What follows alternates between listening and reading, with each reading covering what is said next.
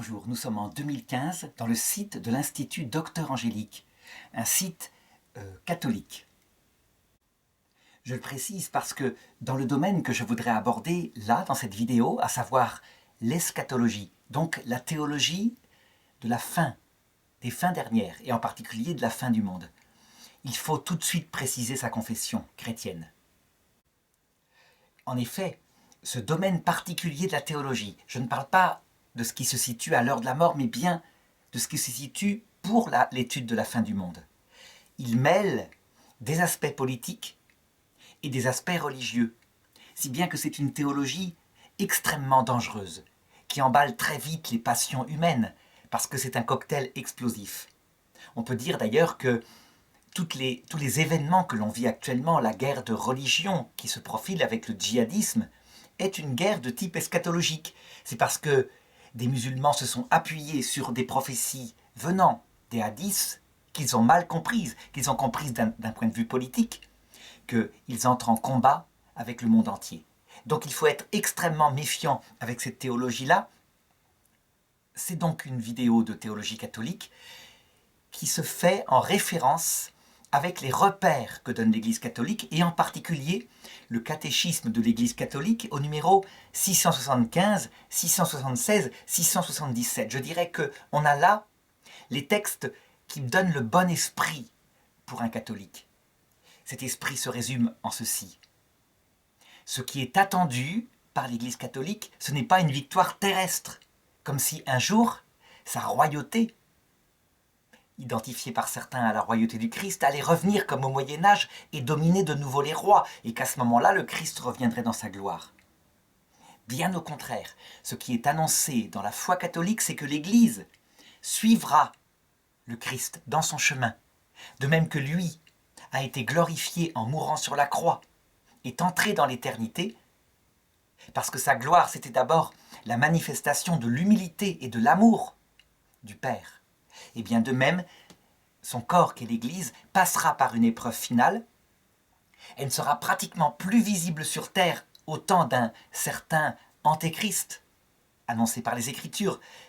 Et je parlerai dans cette vidéo du dernier antéchrist. Et c'est à ce moment-là, devenu tout humble, toute modeste, avec toutes les religions qui portent le nom de Dieu, dit l'Écriture, que le Christ reviendra dans sa gloire. Il ne résistera pas à la prière des apôtres des derniers temps qui seront inouïs, dit Saint Louis-Marie Grignon de Montfort, inouïs du point de vue de l'humilité, de l'amour, de l'union à la Vierge Marie, qui est la servante du Seigneur. Alors ceci étant rappelé, et ayant fait une mise en garde contre le danger de cette théologie, eh bien, je peux aborder la question d'aujourd'hui, à savoir le dernier antéchrist qui est annoncé par les prophéties chrétiennes. Qu'est-ce que c'est? Et là, tout de suite, je voudrais commencer par manifester que, quoi qu'en disent certains catholiques, de plus en plus d'ailleurs, souvent entraînés par des théories du complot qui sont sur Internet, nous ne sommes pas du tout à la période du dernier antéchrist tel que l'Écriture l'annonce. Comme dit Saint Jean, à chaque période de l'histoire, il y a eu des antéchrists. À l'époque de Saint Jean, ce fut l'empereur Néron, et puis les successeurs qui persécutèrent le christianisme avec des épées, des glaives de fer. Donc chaque génération en a. À la génération des années 40, il y eut 2 puissants antéchrists dans le monde. Je parle au point de vue politique, puisque l'antéchrist c'est aussi le péché en nous. Ces textes-là, qui concernent l'eschatologie, ayant plusieurs niveaux de sens. Mais si on se place du point de vue de la fin du monde, Hitler, Staline sont manifestement des antéchrists, mais des antéchrists qu'on peut repérer facilement. D'abord, qu'est-ce que c'est qu'un antichrist? Antichrist, c'est le synonyme d'antéchrist, sauf que l'un est en latin, l'autre est en grec. C'est quelqu'un qui prêche l'inverse du christianisme, l'inverse du message du Christ, sachant que le message du Christ se résume en 3 points. Premièrement, comme préalable, le cœur repentant, le cœur modeste, le cœur humble, c'est celui-là qui plaît à Dieu, donc l'humilité.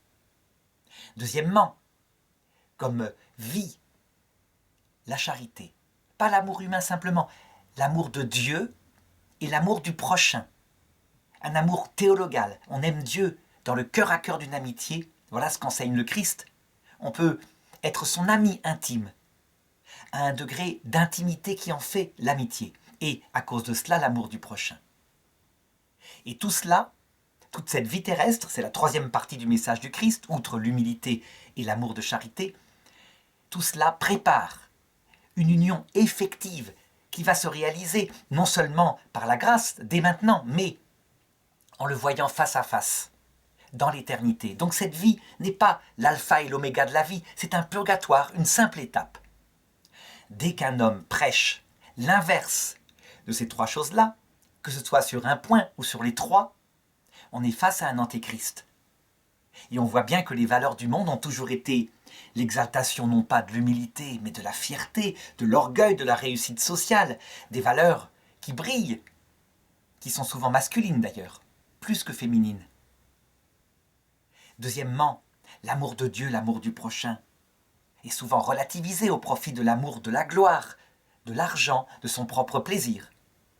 Et d'autre part, le fait que cette vie prépare l'autre monde, c'était quelque chose qui était évident au Moyen-Âge où on mourait tôt, mais maintenant où la vie se prolonge, où certains, je dirais, faux prophètes sont venus en disant qu'il ne comptait qu'une seule chose pour le Christ, la vie terrestre. Eh bien, ce n'est pas si évident chez les chrétiens. Donc, plus un enseignement enseigne ces trois choses en même temps, et plus on est proche d'un antéchrist. Résultat, pour Adolf Hitler, c'est très clair. Il ne vise que la gloire de sa nation, de sa race. C'est l'inverse de l'humilité et de l'amour. Il ne vise que l'amour des Allemands. C'est l'inverse de l'amour du vrai Dieu et du prochain. Nous sommes tous fils du même Dieu. Et puis d'autre part, pas de vie éternelle chez lui. C'est un Reich pour 1000 ans, la vie terrestre seule. Donc là, on a un antéchrist facile à discerner. Même chose pour Staline, le communisme. Tout le communisme qui a fait 100 millions de morts. C'est un paradis sur terre qui est annoncé. Alors par contre, il y a une sorte d'amour. Amour du prochain autour de l'égalité, des moyens de production. Oui, mais jamais l'amour de l'homme tel qu'il est, dans sa famille unifiée. Et donc, cette idée massacrera tous ceux qui s'y opposaient. L'idée est supérieure, l'idole communiste est supérieure à la vie même des hommes. C'est une idole parce que, étant certains qu'ils ont raison, les dirigeants communistes, dans leur orgueil, donc l'inverse de l'humilité, préféreront tuer tous ceux qui les contredisaient ou les rééduquer. Alors que souvent, ceux qui les contredisaient étaient simplement des hommes qui voulaient mettre un peu de côté, un peu plus, en travaillant pour leur famille. Voilà, un antéchrist. Alors, quel est l'antéchrist actuel, en 2015 où je fais cette vidéo? On peut dire qu'il n'y en a pas qu'un. Il y en a, au niveau politique, deux principaux qui se sont manifestés. Je dirais que le plus évident, évidemment, c'est le djihadisme fanatique, avec ses crimes contre l'humanité, visibles, manifestes. Il tue tous ceux qui ne pensent pas comme eux, au nom de Dieu. Et même le pape François, pour la première fois, ça ne s'était pas vu depuis la bataille de Lépante, on peut dire ça. Il dit, il faut leur faire la guerre, il faut les arrêter. Il faut les arrêter, dit-il. Pas les tuer, mais on voit bien ce que ça veut dire. Comment arrêter autrement, parfois qu'en tuant, des gens qui ne rêvent que de vie éternelle en mourant pour l'idole qu'ils mettent en avant. S'ils tuent les autres qui ne pensent pas comme eux, eh bien, ils pensent réaliser la gloire d'Allah. Et s'ils meurent en étant tués par ces gens-là, ils sont au paradis où ils espèrent hériter d'un paradis charnel avec 72 vierges. Cet antéchrist-là, il est facile à discerner, il tue les corps. Mais il y en a un autre, beaucoup plus profond si on suit les paroles mêmes de Jésus-Christ. En Matthieu 10, 28, c'est d'ailleurs cette parole qui permet de discerner l'importance, la gravité, la subtilité de l'antéchrist en fonction des générations qui passent. Ne craignez pas celui qui tue le corps. Craignez plutôt celui qui peut tuer l'âme et qui peut mettre le corps et l'âme dans la géhenne de feu, donc dans l'enfer éternel. Ça veut dire que si on considère les paroles de Jésus, quelqu'un qui a tué efficacement le corps, comme par exemple le premier empereur chinois, Qin Shi Huangdi, des millions de morts, est moins dangereux que celui qui tue les âmes, ça veut dire qui entraîne l'intelligence, dans l'amour de l'antéchrist dont j'ai parlé tout à l'heure, l'orgueil, l'amour de soi, le fait que seule sa vie maintenant terrestre existe. Il tue les âmes, il les éloigne de la grâce. Évidemment, ce n'est pas un jugement mondain, c'est le jugement du Christ, qui est le roi de l'éternité, et pour qui la vie terrestre, elle dure une seconde par rapport à la vie éternelle qui attend de l'autre côté. Résultat, les djihadistes tuent le corps, et tout le monde voit qui ils sont. Donc ils sont moins dangereux que l'autre antéchrist, qui règne actuellement en Occident, et que les chrétiens voient très profondément, et voient parfois tellement profondément que certains m'écrivent en me disant « Nous sommes à la période de dernier antéchrist. C'est tout qui se réalise, à savoir quelque chose de mondial, qui annonce la seule vie terrestre comme comptant, et autour de quoi le plaisir, l'argent, la gloire, et d'abord le plaisir.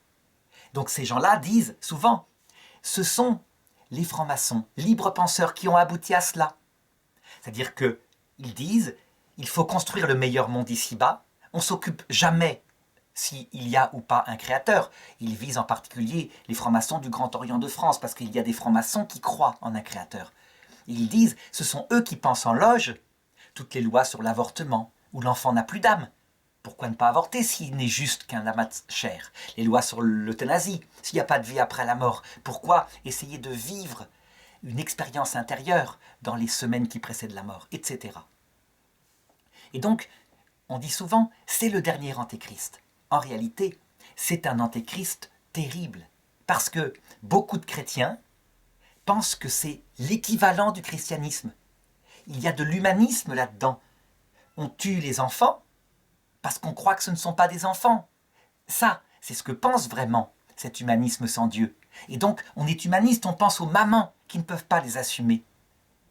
En Belgique, on vote de plus en plus des lois sur l'euthanasie, quitte à maintenant penser à ceux qui ne peuvent plus la demander, qui sont en maladie d'Alzheimer. Et on ne le fait pas pour l'argent. On le fait principalement, dit-on au moins, par humanité, parce que leur vie serait indigne. Et donc on le voit, ça ressemble à l'amour du prochain. C'est un antéchrist pour les âmes beaucoup plus dangereux. On peut le confondre avec le christianisme, et beaucoup, après Vatican II, en confondant Vatican II avec une image médiatique 68 arts de Vatican II, ont confondu. Alors, est-ce que cet humanisme sans Dieu qui règne sur l'Europe, qui voudrait imposer sa pensée au monde entier en faisant de l'avortement, alors que les chrétiens croient que le bébé a son âme, donc qu'on l'envoie dans l'autre monde, est-ce que ça c'est le dernier antéchrist? Eh bien, si on suit l'Écriture, pas du tout. C'est un antéchrist passager, un passage particulier. C'est un antéchrist qui est d'ailleurs décrit dans le livre de la sagesse, au chapitre 2, donc qui n'est pas vraiment nouveau. C'est l'athéisme. Le livre de la sagesse résume l'athéisme comme cela en disant, d'abord, ils ont une sorte de métaphysique. Il n'y a pas de vie après la mort, il n'y a que la vie terrestre. Ensuite, il en conclut la morale qu'ils se donnent. S'il n'y a pas de vie après la mort, alors cueillons la fleur de la jeunesse avant qu'elle ne se fane. Carpe diem, comme disait le film Le Cercle des poètes disparus. Cueillons la fleur, au temps présent, maintenant. Et la conséquence, c'est persécutons le juste qui lui dit qu'il y a une vie après la mort, parce que sa simple présence nous est un reproche vivant. Il dit qu'il faut respecter ceci, cela, certains engagements. Donc, il est un empêcheur de tourner en rond parce qu'il culpabilise sur la possibilité de jouir tant qu'on est en vie, la mort approchant très vite. Donc, il est décrit, cet antichristianisme, il est profond, il est intense, et l'Église l'a condamné dès le XIXe siècle, sous le nom d'humanisme sans Dieu. Elle a bien manifesté qu'il était gravissime parce qu'on ne le repérait pas facilement. Cependant, ce n'est absolument pas le dernier antéchrist. C'est une étape qui sera suivie d'un renouveau. Comment est-ce qu'on peut le dire? Bien simplement en suivant, encore une fois, non seulement l'Écriture sainte, mais le catéchisme de l'Église catholique, dont j'indiquais tout à l'heure le texte numéro 675, 676, 677. Alors, d'abord l'Écriture sainte. Le texte le plus précis, c'est dans la deuxième épître aux Thessaloniciens, au chapitre 2, saint Paul, qui est précise à des gens qui attendaient déjà à son époque l'antichrist final, sous la forme peut-être de Néron, et la venue du Christ pour leur génération. Il leur dit ceci: « Nous vous le demandons, frères, à propos de la venue, du retour du Christ dans sa gloire. Ne vous laissez pas trop vite mettre hors de sens ni alarmer par des manifestations venant de l'Esprit Saint, ou des paroles, ou des lettres, données comme venant de nous. » Donc il parle en tant que saint Paul, et qui vous ferait penser que le jour du Seigneur est déjà là. Pourquoi est-ce qu'il dit ça, saint Paul? Parce que il y a des vraies manifestations de l'Esprit Saint à son époque qui disent que le retour du Christ est pour maintenant. Il y en a eu tout au long de l'histoire de l'Église. Elle venait vraiment de l'Esprit Saint. Même Jésus, dans l'Écriture, le dit. Cette génération ne passera pas que tout soit réalisé. Seulement, ce que l'Esprit Saint ne précise pas, parce que c'est à nous de le voir, c'est que le retour du Christ se réalise aussi à l'heure de la mort de chacun. Il se réalise aussi à chaque génération par un antichrist particulier. Ça veut dire concrètement que quand le Christ dit « cette génération ne passera pas que tout soit réalisé », c'est vrai. À l'heure de la mort de chacun, individuellement, le Christ est revenu dans sa gloire, accompagné des saints et des anges. Et ils ont vu aussi l'antéchrist, sous la forme d'une apparition de l'ange révolté qui leur a proposé l'enfer. Évidemment, dans le domaine politique, personne n'a vu ce retour, si ce n'est qu'il a été réalisé de manière symbolique par la ruine de Jérusalem. Mais c'était une parabole, parce que le peuple juif réalise les choses comme cela, de manière visible. C'est son type de prophétie. Donc, ne pas se laisser alarmer par des prophéties qui viennent dès maintenant, qui sont dans toutes les apparitions de la Vierge, depuis la Salette, qui dit c'est la fin des fins, le temps des temps, parce qu'elle parle de tous les niveaux de sens. La Salette, c'est il y a plus de 170 ans, et le Christ n'est pas revenu, visiblement, pour mettre fin aux générations. Alors, que dit saint Paul à la suite? Que personne ne vous abuse d'aucune manière, auparavant, donc avant le retour du Christ, doit venir l'apostasie. Et certains disent, mais elle est là l'apostasie. L'Église catholique en Europe n'existe presque plus. Oui, mais ils ont tort. L'Église catholique, dans le reste du monde, et les églises chrétiennes, dans le reste du monde, elles progressent. Les religions qui portent le nom de Dieu sont fortes. Auparavant doit aussi se révéler l'homme impie, l'être perdu. L'adversaire, celui qui s'élève au-dessus de tout et qui porte le nom de Dieu et qui reçoit un culte, allant jusqu'à s'asseoir en personne dans le sanctuaire de Dieu, se produisant lui-même comme Dieu. Vous vous rappelez, mes frères, n'est-ce pas, que quand j'étais avec vous, je vous disais cela. Ça veut dire que si on suit le texte de saint Paul, ce qu'il annonce ici, c'est la venue de quelqu'un qui se présente comme une religion. Alors évidemment, à l'époque de saint Paul, les gens ont dû se dire « mais c'est l'empereur Néron, il se pose comme empereur romain, comme Dieu et les empereurs successeurs, il demande même qu'on mette de l'encens devant lui, donc c'est la réalisation matérielle, il faut les comprendre. » Ils n'avaient pas tort, c'était l'antéchrist de leur époque. Mais ce qu'il faut bien comprendre maintenant, c'est que pour la fin des fins, le temps des temps, tout cela doit se réaliser de manière absolue, et pas seulement par un bonhomme qui se fait brûler quelques grains d'encens devant lui, mais par, comme dit le catéchisme de l'Église catholique, le retour du mystère de l'iniquité.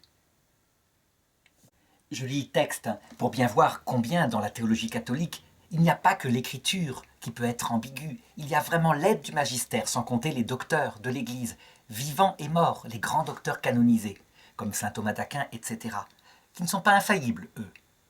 Seul le magistère donne des repères infaillibles. Voilà ce que dit le catéchisme numéro 675. Avant l'avènement du Christ, l'Église doit passer par une épreuve finale qui ébranlera la foi de nombreux croyants. La persécution qui accompagne son pèlerinage sur terre dévoilera le mystère d'iniquité sous la forme d'une imposture religieuse apportant aux hommes une solution apparente à leurs problèmes au prix de l'apostasie de la vérité. Le mystère de l'iniquité, ça c'est une expression qui dit tout, qu'il faut vraiment garder en tête. Qu'est-ce que c'est que le mystère de l'iniquité?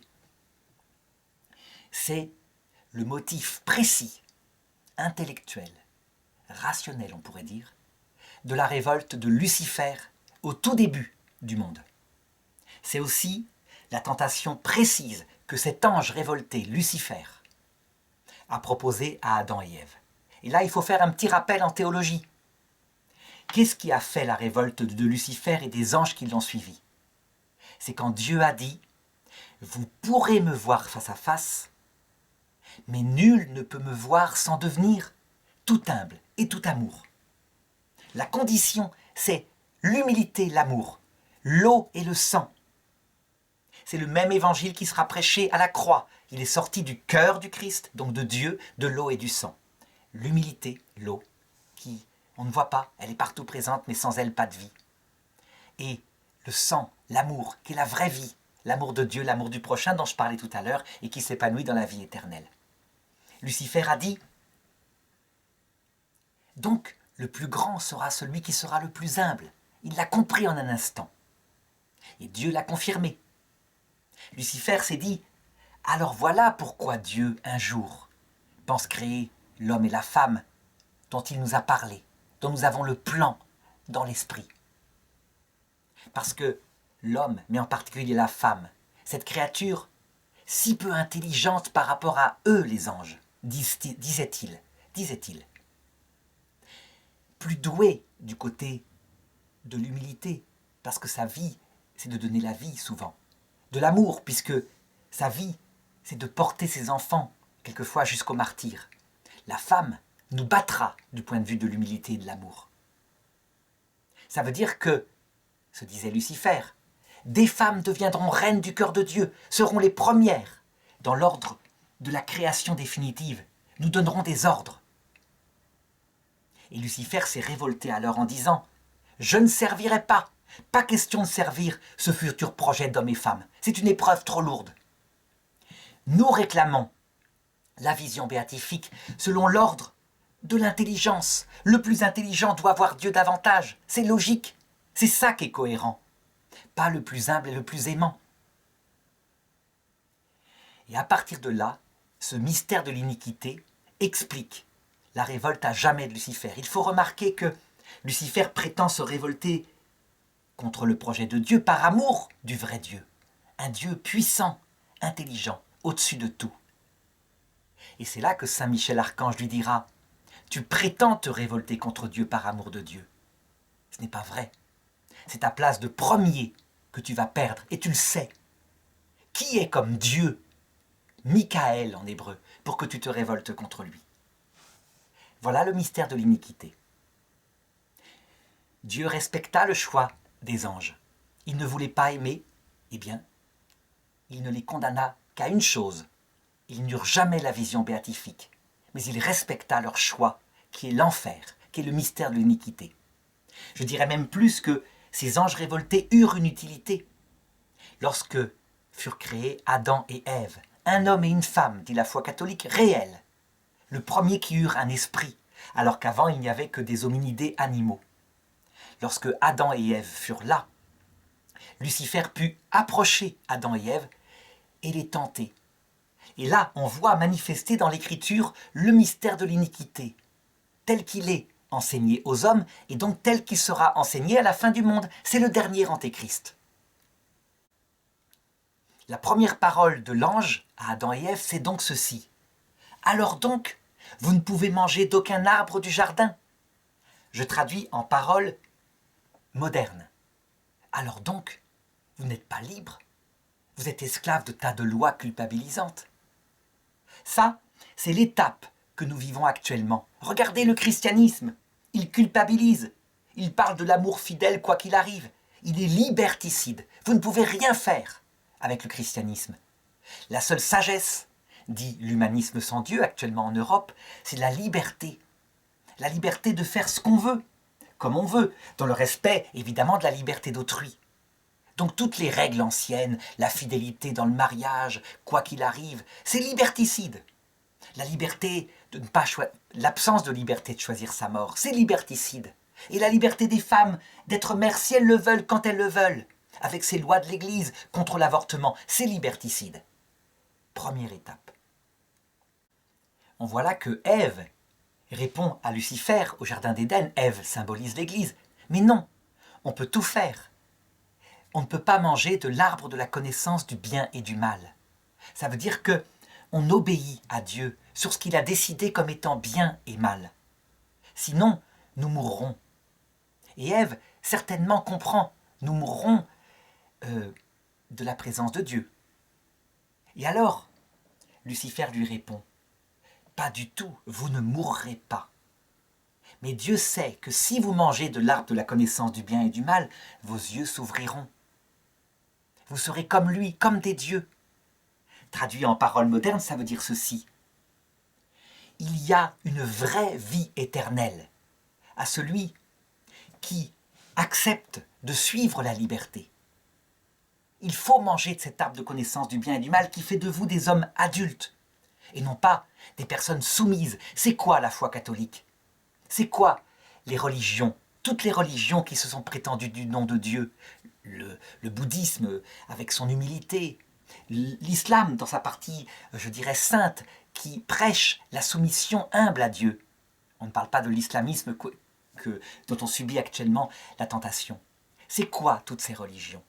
Ce sont des religions, dit l'humanisme actuel, qui veulent écraser votre liberté, pour faire de l'argent très souvent, et non pas pour vous épanouir. En fait, lorsque l'homme est debout, libre, il y a une vie éternelle. Parce que il y a un Dieu de cette vie éternelle fondée sur la liberté d'un homme debout. Et ce Dieu, c'est Lucifer. Est-ce que Lucifer mentait à Adam et Ève? En fait, pas vraiment. Il y a plein de vérités dans ce qu'il dit. C'est là qu'il faut comprendre le mystère de l'iniquité.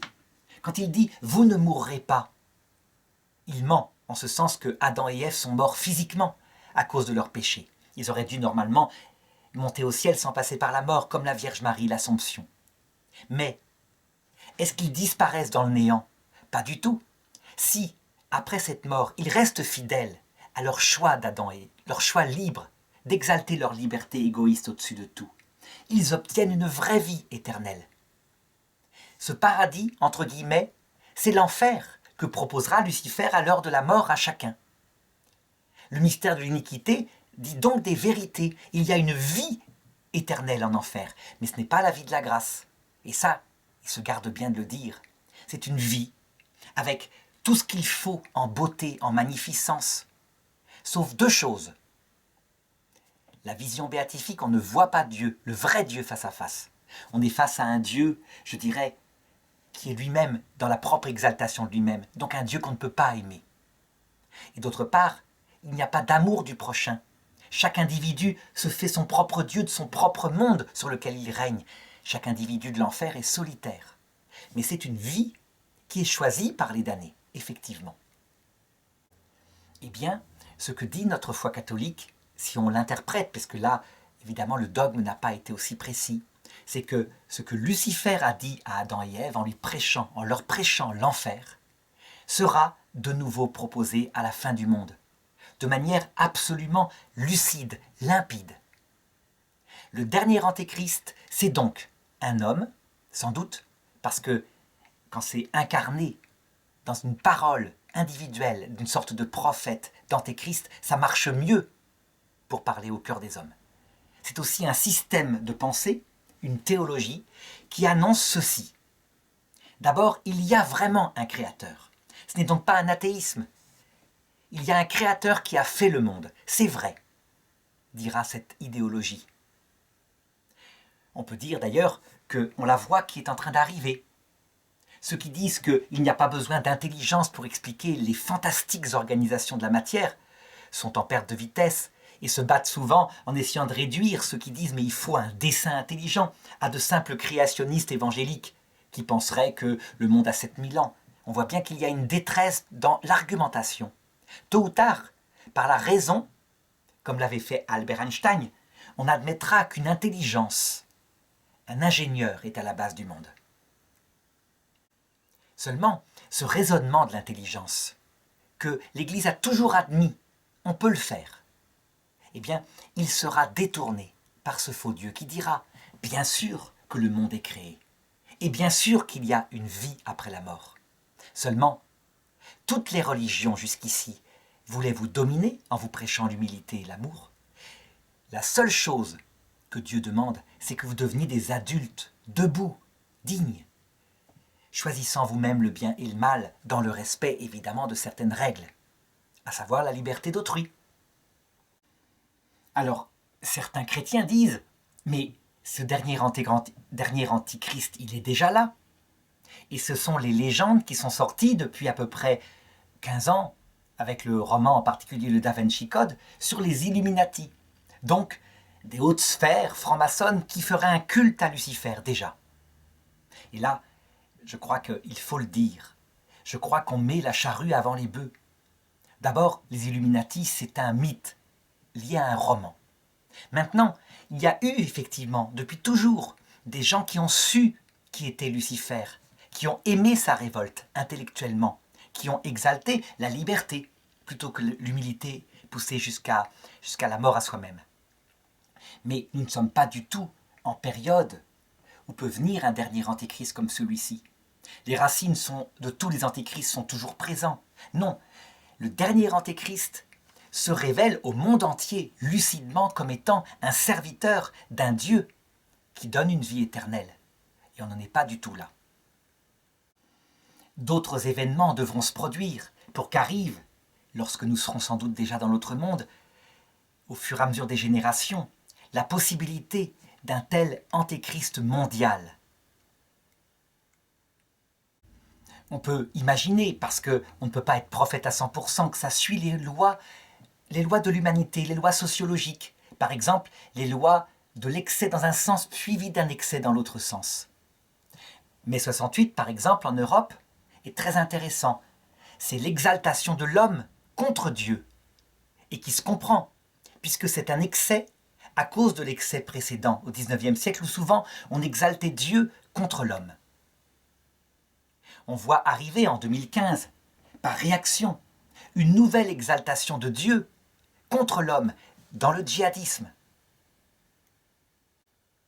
On peut penser que dans les terres chrétiennes, il y a une telle angoisse, une absence de sens à la vie, qu'un renouveau va se produire très bientôt, profond.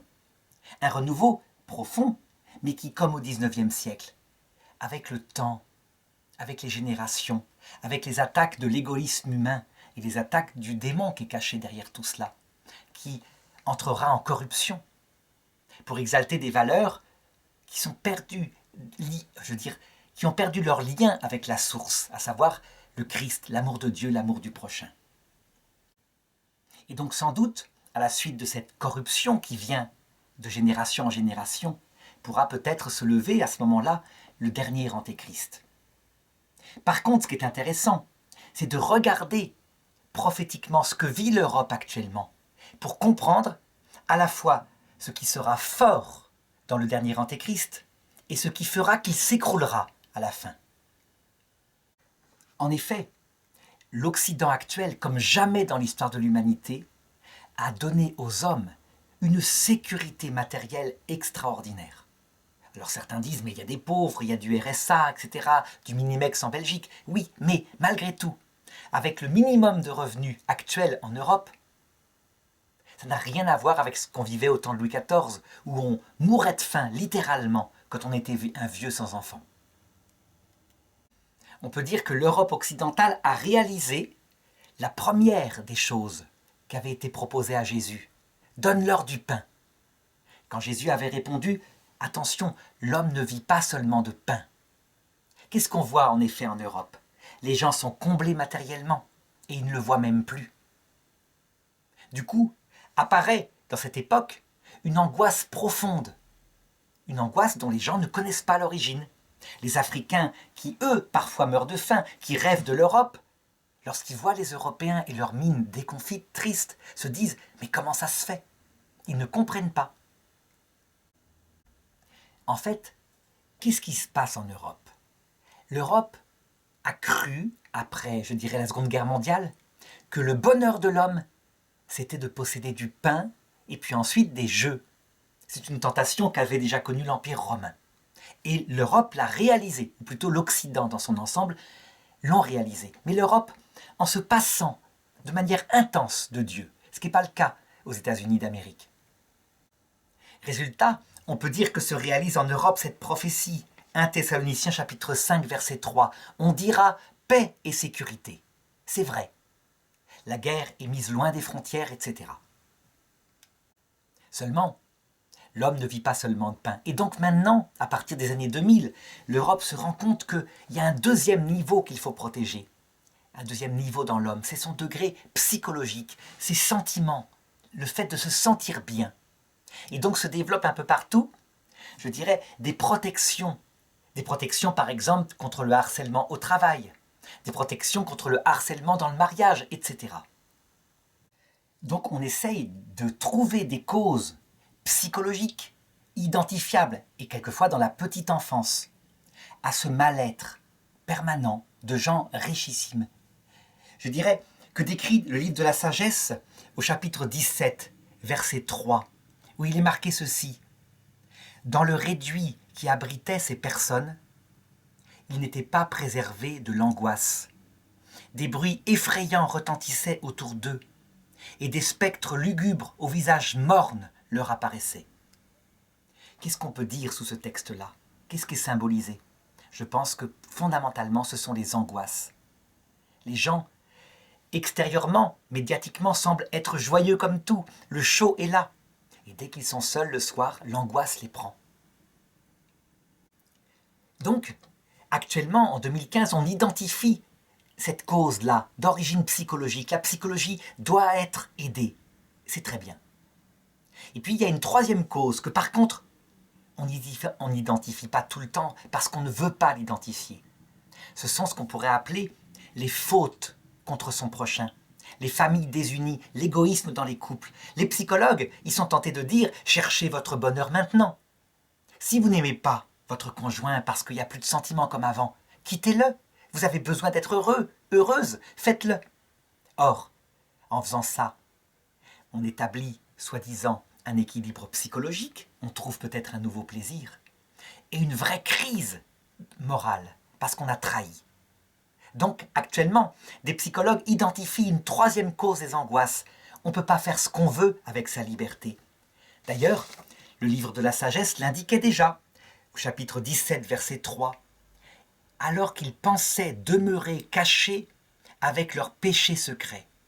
Donc, avortement, divorce, trahison, personnes âgées, vieux parents abandonnés, amitié trahie pour sa carrière, etc.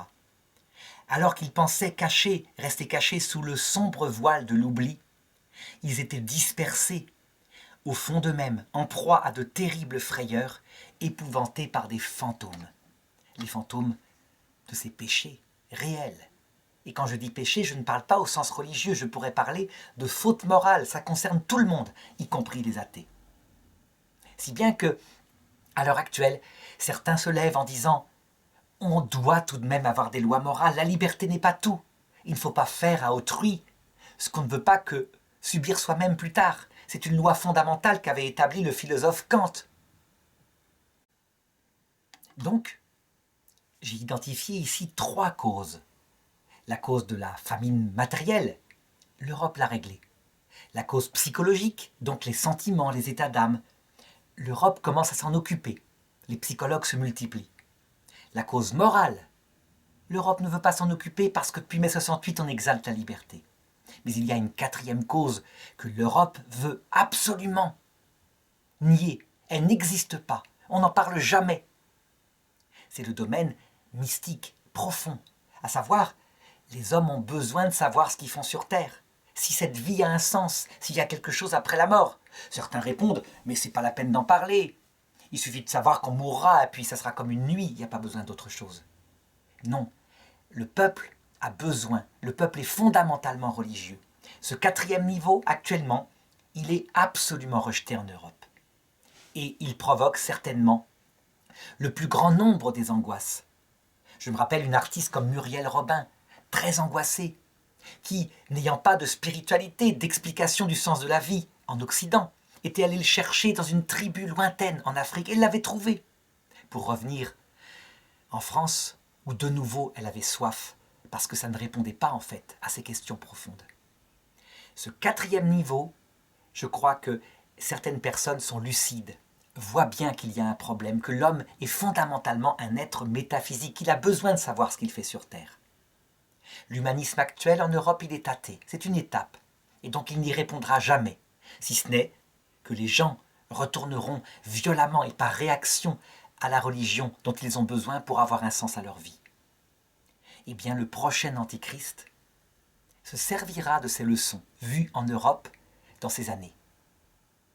Ce sera un monde de paix et de sécurité, mais bien plus fort que maintenant. Les cancers seront vaincus, etc. On peut en être sûr, la science progressera. Du point de vue de la psychologie, je suis convaincu qu'il y aura des écoles de parents pour se rendre compte qu'il faut aux enfants, pas seulement de l'amour, comme le pense mai 68, pas seulement de l'autorité, comme le pensait 1868, mais de l'amour et de l'autorité.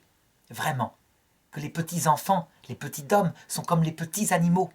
Ils ont besoin de repères et aussi de tendresse, les deux. Je pense qu'au point de vue moral, il pourra y avoir aussi une leçon qui est suivie en se disant, certes la liberté est fondamentale, mais attention, il y a certaines trahisons dont on ne se remet pas. Enfin, ce quatrième degré, eh bien, le dernier Antéchrist, il aura compris qu'il lui faut une réponse. Et c'est pourquoi c'est une religion qui dit qu'il y a une vie après la mort, que cette vie a un sens, que cette vie n'est qu'un passage, qu'il faut bien passer par la mort, et que après, cela se prolongera dans l'éternité, mais dans un monde beaucoup plus beau, où il n'y aura pas les misères de la vie biologique. Mais alors, si on décrit comme ça le dernier Antéchrist, qui tient compte de ce que tout l'homme, on peut dire que c'est génial, c'est l'Évangile. Il prêche bien une vie après la mort, il fait attention au prochain.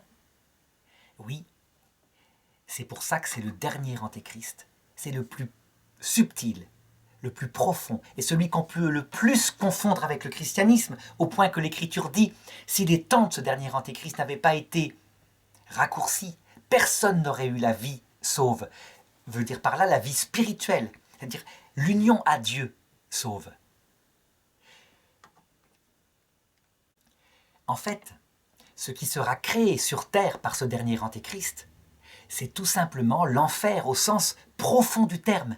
Pas l'enfer tel qu'on le décrivait au Moyen-Âge, où là, on s'adressait à des hommes charnels, donc on parlait du feu matériel, qui en fait est un feu bien plus profond, bien plus subtil.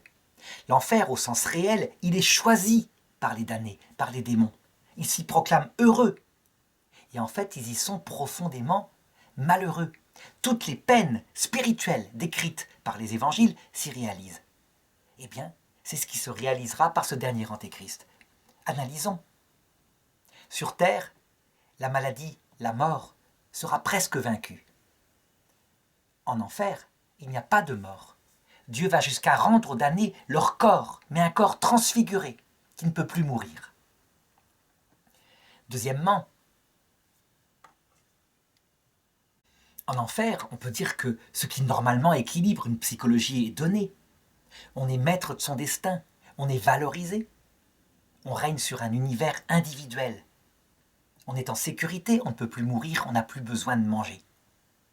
Au point de vue moral, le troisième degré, en enfer, on est comblé, puisqu'on choisit d'exalter sa propre liberté, solitaire.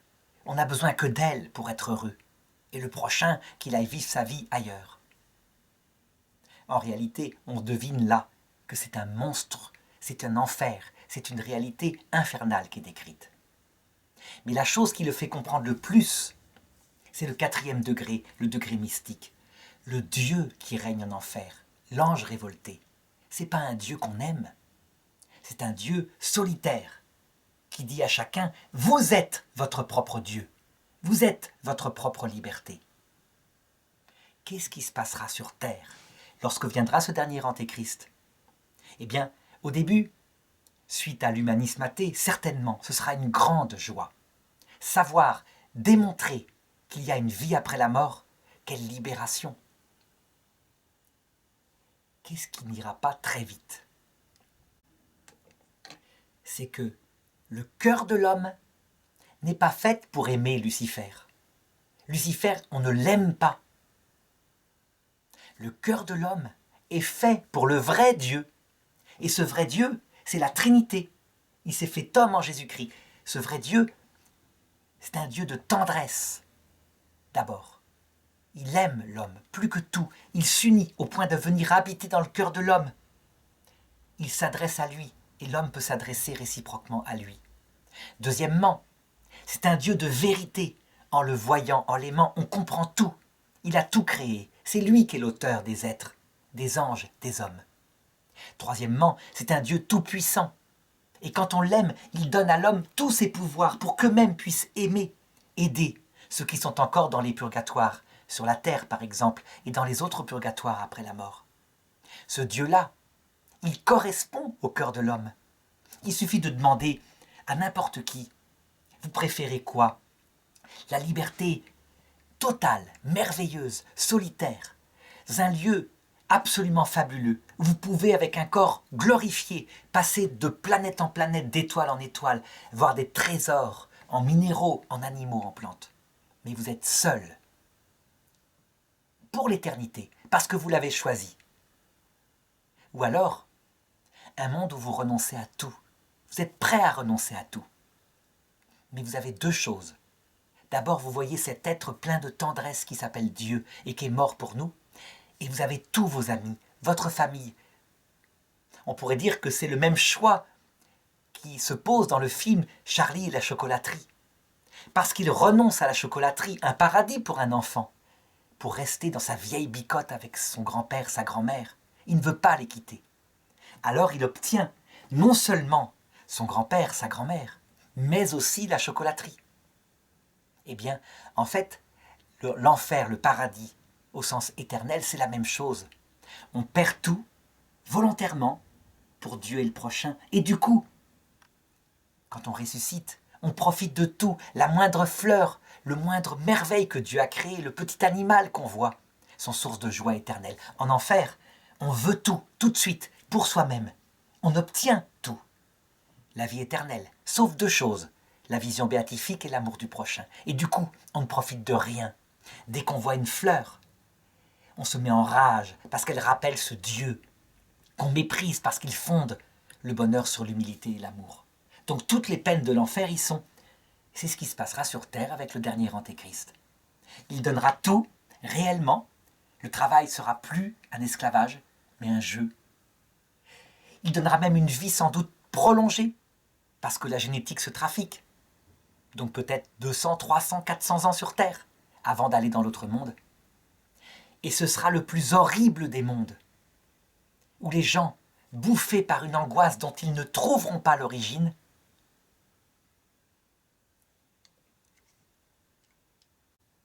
se diront, si en plus cette horreur, ce monde atroce doit se prolonger pour l'éternité, mais que faire? Alors l'Apocalypse dit, en ces jours-là, les hommes diront, montagne tombez sur nous, écrasez-nous, ils voudront mourir mais ils n'y arriveront pas. Que faire d'une vie éternelle comme ça, éternellement ça? Avec simplement des mondes plus beaux, des diamants, tout ce qu'on peut imaginer. Aucun intérêt.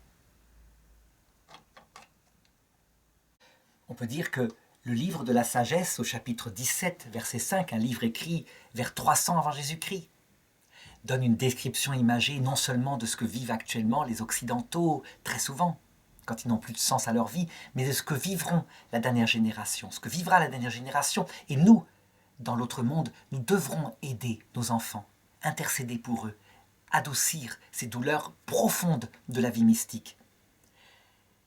Au verset 5 du chapitre 17, « Aucun feu n'avait assez de force pour les éclairer. La sagesse de l'Antéchrist, la prédication de ce qui se passe dans l'autre monde, aucun intérêt. Et l'éclat étincelant des étoiles ne parvenait pas à illuminer cette horrible nuit. Cette sagesse, cette science absolument merveilleuse en apparence du dernier Antéchrist ne donne rien au bout d'un certain temps. Seule brillait pour eux une masse de feu qui s'allumait d'elle-même en eux, donc cette angoisse sourde.